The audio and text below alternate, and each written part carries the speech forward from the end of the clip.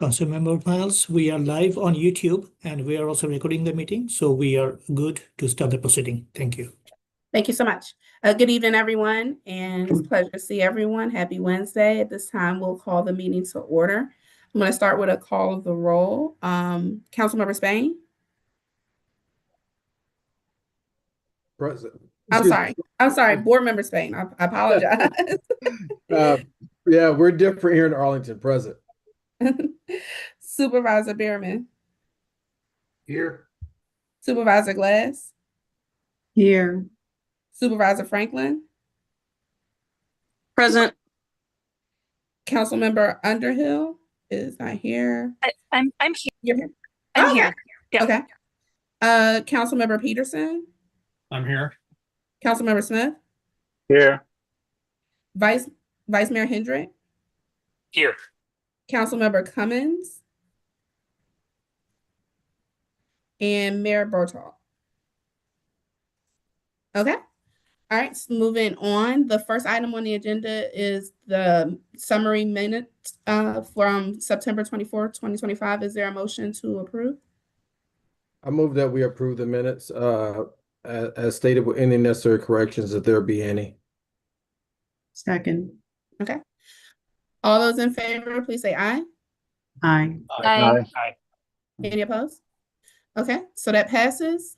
And the next item on the agenda is the regional approach to funding Northern Virginia's bike and pedestrian infrastructure. I'm going to turn the floor over to Ms. Starla. Starla, the floor is yours. Thank you so much. Hi, everyone. My name is Starla Cuso. I am the Transportation Planning and Programming Manager here at NVTA. I am also the project manager of the regional approach to funding Northern Virginia's bicycle and pedestrian infrastructure initiative. So last month, I provided an overview of our process, including our coordination with our regional stakeholders, and also provided an update on the work completed to date. Tonight, we are here to ask you for your endorsement on the regional approach to funding Northern Virginia's bicycle and pedestrian infrastructure report. As a reminder, this initiative stems from a formal request from the Transportation House and Senate committee chairs asking NVTA to review VDOT's Northern Virginia Bicycle and Pedestrian Network Study and make regional recommendations to fund bicycle and pedestrian infrastructure identified in that study. So earlier this month, our technical advisory committee endorsed this report, and we are planning to bring this to the authority in November. But before we get to that, with me tonight is our project manager from our consultant team, Kate Widnes. She is going to give a brief presentation outlining some of the key highlights of this initiative. After her presentation, we'd be happy to answer any questions, but I'll turn it over to Kate. Thank you, Starla. If we want to move to the next slide, we will kick off this brief presentation. So good evening. We really wanted to just first off kick this off by reiterating the overview of this initiative, which was to identify funding sources and strategies to fund the infrastructure that was identified as part of that VDOT study. There were over 4,000 miles of bicycle and pedestrian infrastructure identified in that study that included facilities such as shared use paths, sidewalks, and bicycle lanes. So our approach to this initiative was conducted in the following parts. We first researched and reviewed existing funding sources as well as strategies to understand how they are being applied here in the region and how they could possibly be applied here to fund bicycle and pedestrian infrastructure. We also coordinated with existing and ongoing efforts, including SJ28 and DMV moves. And then lastly, we engaged with our regional coordination partners to gather ideas on how to fund infrastructure, as well as understand the barriers that currently exist that limit securing that funding. Next slide, please.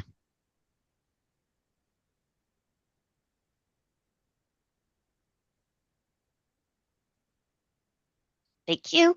So our approach to funding. Funding sources are the existing pots of money from a variety of sources, including local, regional, state, and federal, These are sources of funding that can and oftentimes are already being used to fund bicycle and pedestrian projects here in the region. Future funding strategies are exactly that, future new strategies to create revenue that may not be currently implemented in Northern Virginia or elsewhere that would be used to fund bicycle and pedestrian projects. So it is a combination of these two funding types that may be considered as the feasible solution for implementing the bicycle and pedestrian network identified in that VDOT study. Next slide, please. So to evaluate their ability to support the needs of this initiative, the project team identified 7 metrics, which you can see on the right side of your screen, to assess each of the 45 taxes and fees that were shared with you all at the last meeting. These 7 metrics were used to evaluate the various funding strategies qualitatively. We really wanted to emphasize that, to develop a holistic picture of that tax or fee. There was no financial or scenario modeling efforts included as part of this scope of work. The results of our assessment were presented to the second regional coordination meeting, and input from that discussion has been incorporated into the recommendations, which we'll now share with you. Next slide, please. So following the funding strategy assessment, several strategies consistently received high assessments across multiple metrics. When these results were combined with the stakeholder input as well as additional regional insights, the project team identified a refined list of 14 high-quality strategies. They're in no particular order on the slide in case you were wondering that. We have added green and orange dots, which indicate which of these strategies received a high assessment as part of the revenue magnitude and the pathway to implementation. So the following 14 strategies could be further assessed through things like financial modeling, additional investigation into the legality of implementation, or better understanding that pathway to implementation to fund Northern Virginia's bicycle and pedestrian network. Next slide, please. We also wanted to note that there were revenue strategies that had high assessments on multiple criteria that should not proceed for logistical reasons of either implementing at a region-wide scale or their applicability to bicycle and pedestrian infrastructure. These strategies show promise elsewhere, but were not feasible for this initiative. Next slide, please. And then with that, as Starla said, we'd be happy to answer any questions you may have.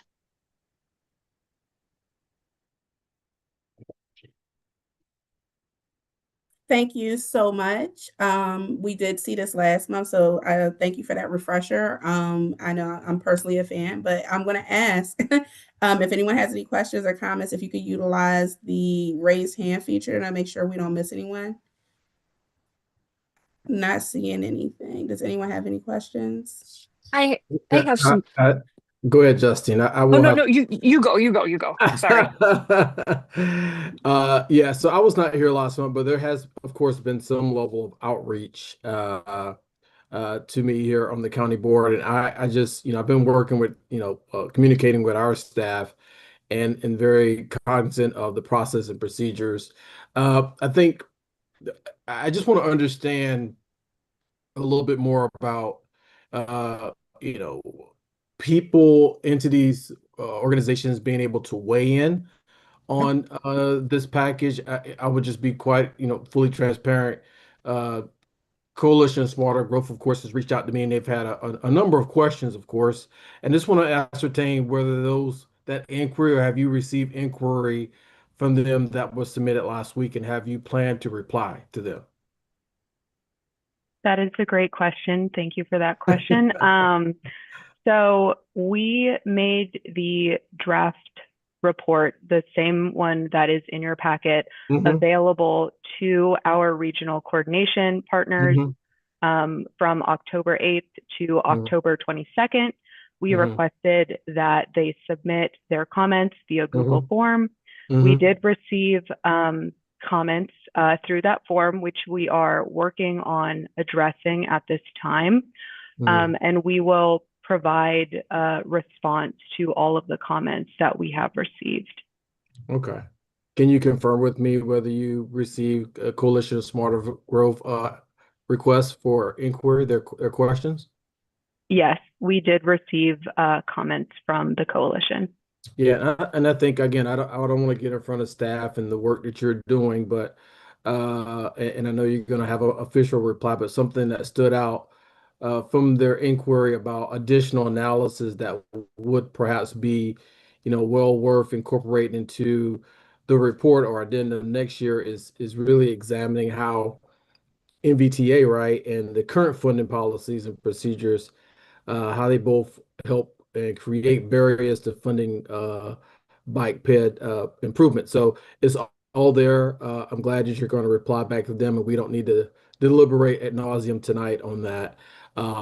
In essence, I will tell you that I'm fully supportive and also excited about this current measure that's moving forward, but I'll yield to Justine before we go to any level of vote down the road. Okay. Great. Thank you so much. So I don't know. I submitted questions yesterday to Haroon and Keith. Haroon, I'm not sure you got them. I didn't get a reply. But it did have to do with a few of the things that I saw in this CSG report regarding this plan. And so there were three specific things that seemed like easy edits that I would be interested in seeing. One was clarifying the reason for the excessively high VDOT study, $9 billion to $31 billion cost estimates for ped and bike improvements. What we often see is that a lot of these improvements are done as part of, at least in Falls Church, and I'm sure in other jurisdictions, when we redo a roadway, a lot of these improvements happen as part of that roadway reconstruction. And so it's not a standalone project. And so an asterisk or some note saying that, this is assuming a standalone project and that the cost would likely be lower or significantly lower if this is not a standalone project. So just some sort of note. I believe that was on page 4. The second one, and I don't know, do you have a response to that? Is there, would that be reasonable to include? Councilmember Underhill, yes, Yeah. we had been actually working on your questions and responses. Oh, I'm great. sure Monica has seen those questions and Starla had been working on it. Monica, do you want to go ahead? No, thank you for your question, council member. What I will say, we do have a response prepared, but we don't want to step out in front of VDOT to try to explain their work. So before we give you a response, we want to make sure that the draft response we've crafted is indeed indicative of what VDOT has to say regarding their study, since they were the ones who produced the study. Okay, great. So then I guess what's the process? So if we vote on this tonight as is, can we make notes that we would like some of these changes to be incorporated once we get answers to some of these questions? So there are two things. When we received the letter, and I want to remind everyone, this was not a request from the General Assembly. This was a request from the Senate, House, and Transportation committee chairs. They also requested that we have this work completed by mid-November. In order to meet that schedule, any additional work, I will say any additional work will not meet that schedule, because as Starla noted, we go to the authority for their endorsement of this or acceptance of this in 2 weeks. Any additional work would have to be talked through with the authority, in addition to the Senate, House, and committee chairs. Okay, so with everyone understanding that we as staff could not meet, will not be able to meet a November deadline unless there is a follow-on which everyone agrees to, and the funding of that additional analysis. Okay, that makes sense. So then I guess in terms of some of these small edits, like making an asterisk about the VDOT funding note, you might not have that information in time to be able to make an edit to the document. I think we should be able to, but again, we have a draft response, but before we share that draft response, we want to run it by VDOT to make sure it's consistent with their work. Okay. Okay. So that's a possibility that we can add in if once we hear from VDOT. Sure. Great. Okay. And then the other thing was, would it be possible to note the relative share of NVTA funding that's gone to bike ped projects? So that would be on page 1314. So thank you for that. I love that question because I think what I saw was 3.8%. I want to remind everyone that we can only evaluate for potential funding the applications that are submitted to us. Right. That's the first thing. So I think it gets to, oh, you've only put, when you say NVTA has only put a certain amount, which is $190 million, I might add, in regional revenues and local distribution funds.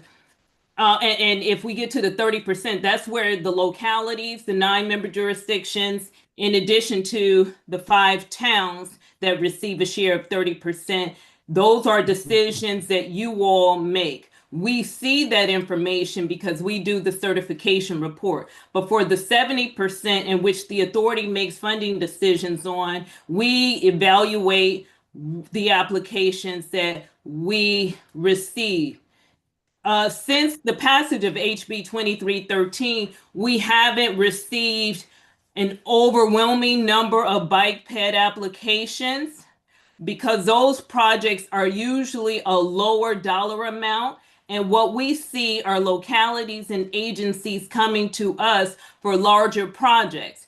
Additional, and that's for standalone bike ped projects. Because as we know, with road projects, there's a 5-foot trail or a trail and a sidewalk on either side of the road. But we have funded standalone projects where the bike ped standalone projects, which is the bike ped is the primary mode, and we funded other projects that have bicycle pedestrian components.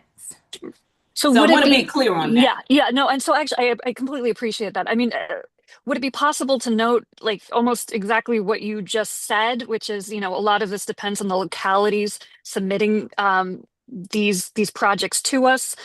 So far, as a total amount of funding, it's been about 3.8%. But and that's largely because localities, haven't been submitting standalone projects or whatever else. It just sort of detailing exactly what you just said, but giving that context to the public in that section. Would that be possible? And we can definitely do that, council member. And this isn't meant to be a negative, but there are just other funding sources that localities can take advantage of. You have CMAQ, Congestion Mitigation Air Quality. You have the Transportation Alternatives Program. You have Smart Scale. You have 70%, 30%, and your own local funding sources that you can take advantage of. So it's not to say, oh, they don't, I don't want to give the impression that localities don't have that as a priority, but in the grand scheme of the funding availability and different funding sources, we see those projects coming up or being other funding sources being sought. Yeah, I mean, personally, I think that's really useful context for like people, the General Assembly and the rest of Virginia to have and the public to have. And so if there is a way as concisely as possible to add in a line or two about that, I would appreciate it. If that's simple to do, I would appreciate that. And explaining, the 3.8% and the broader context there. And then the final thing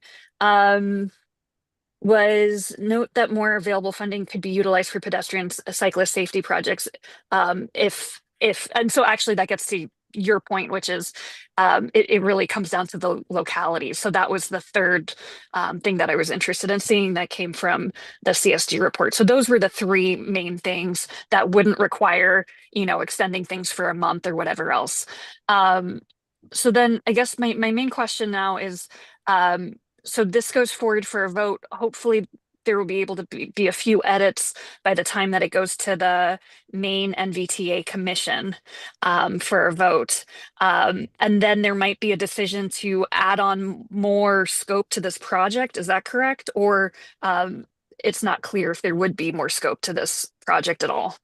That would be something that the authority would have to direct staff to do, and they would have to also budget for staff, put that in the budget for staff to do.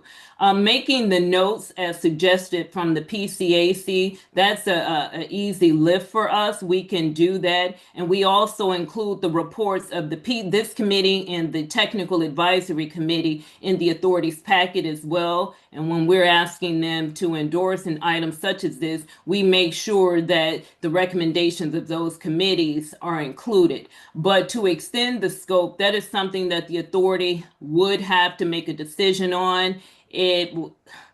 We have an adopted budget, so we would probably be in the position of having to amend the budget because we do have the consultant helping us with this work.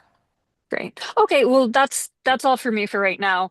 The main things would be, and I sent it in my email, would just be those three small edits, if we can make that to this document for Sure. clarification. Sure, thank you. Okay, thank you. I wanted to circle back. I did see that Supervisor Behrman had his hand up. I don't know if you still have input or, okay, you're good. Okay, so then we're gonna go to Councilmember Peterson.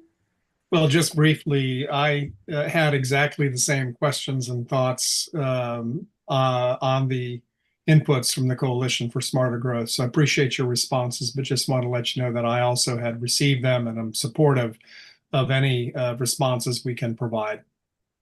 Okay, thank you. Did anyone else have any questions or comments? Can I jump in for a second? Yes. Yeah, just for clarity here. So when we say, Monica and Ruth, thank you for all your work, you and the consultant and team. When should we, as a committee, expect, or should we expect to receive the roll-up of any of these edits that may go over once you're completed? When we should expect to see that, or even the response back to CSG? I'll let my team answer that. Yes. I don't want to put people in a situation. Yeah. We are working as quickly as we can to craft responses to all the comments that we have received. We are hoping to have those completed by the end of next week. I don't want to overpromise, but we are hopeful that we can provide those responses by that time. Okay. And if I could, our dispatch isn't it next Thursday? So when Starla says the end of next week, it has to be finalized in advance of the authority. And when I say dispatch, I'm talking about for the authority meeting, which is on November the 13th. So not to put pressure on my team, I would like you to get it before dispatch, and that may be in a matter of minutes before we send it to you and to the authority, but we are preparing a formal response. Okay. And lastly, I guess what I'll convey from our staff in Arlington and is that, again, I'm going to be supportive of this action and endorsing of the approach. We just want to make sure that any existing regional, transportation funding sources at the end of the day are not negatively impacted or affected as we, continue to explore the new dedicated revenue streams for the bicycles and pedestrian projects. So that's kind of generalized, but ultimately we are going to be supportive of this, and I'm ready when everyone else is to move forward with a motion. Okay, thank you, Board Member Spain. Not seeing any hands raised. So if we've exhausted a conversation, do I have a motion on this action? I don't I mind move to making. endorse. A second. Okay. We have a motion, we have a second. Is there any discussion? I think I heard somebody. Did anybody have a? Okay, I don't see anybody. All right. All those in favor, please say aye. Aye. Aye. Any opposed? Okay, motion carries. Thank you. So we'll move on to our next item on the agenda, which is an NVTA update from Ms. Backman. Ms. Backman, the floor is yours. Thank you, Madam Chair. In addition to this, the endorsement of this bike ped regional funding analysis or approach for this bike ped study, we will have two presentations on the authority's agenda, one being on the DMV Moves initiative. We will have Clark Mercer, Executive Director of the Council of Governments, and Brian Hill, County Executive for Fairfax County. As Mr. Hill chaired the Government Partners Advisory Group or council as part of the DMV Moves initiatives. And as you all may be aware, that group, the task force met today and made a recommendation. So I do have Clark and Brian coming to the authority meeting to give the authority an official update. We will also have an update from VDOT on the status of the concessionaire payment or the concessionaire funded projects. So they will give us that yearly update as they have done in the past to let us know where those projects are. The major action items, in addition to this study or endorsement of this study, is the approval of our strategic plan. It has been a while since we've done the actual deep dive into the strategic plan and changing or updating some of the vision goals and things of that nature. So we will have that on the agenda. And Madam Chair, that concludes my report. Okay. Thank you so much, Ms. Backman. Are there any questions or comments about the report? Okay. No, All right. I don't know if I want to say there are any comments, but I did put a link in the chat, and this goes directly to our Executive Director, Monica. Really, Monica, again, thank you for your leadership, and thank you for being out here in good old nice frosty Arlington today as we celebrated a big significant project. Of course, you have been a part of, and so many others.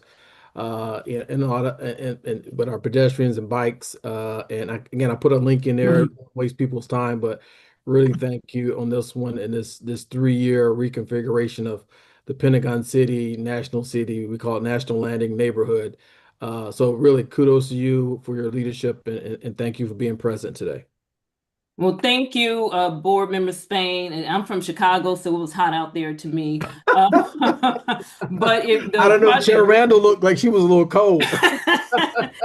But the project looks great, and seeing the dedicated bike lanes with the signalization, I think that was really impactful.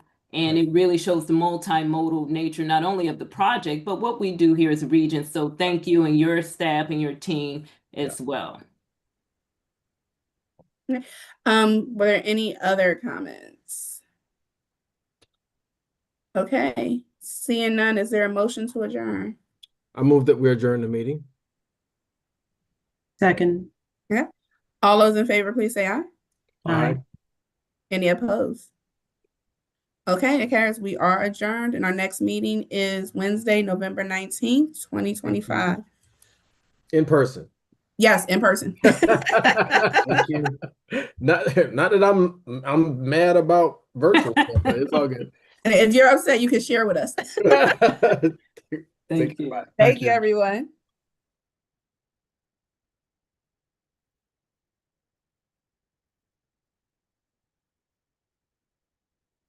Okay, Harry, we're good to go? Okay. All right. Have a good night. Good evening, Miles. Thank you.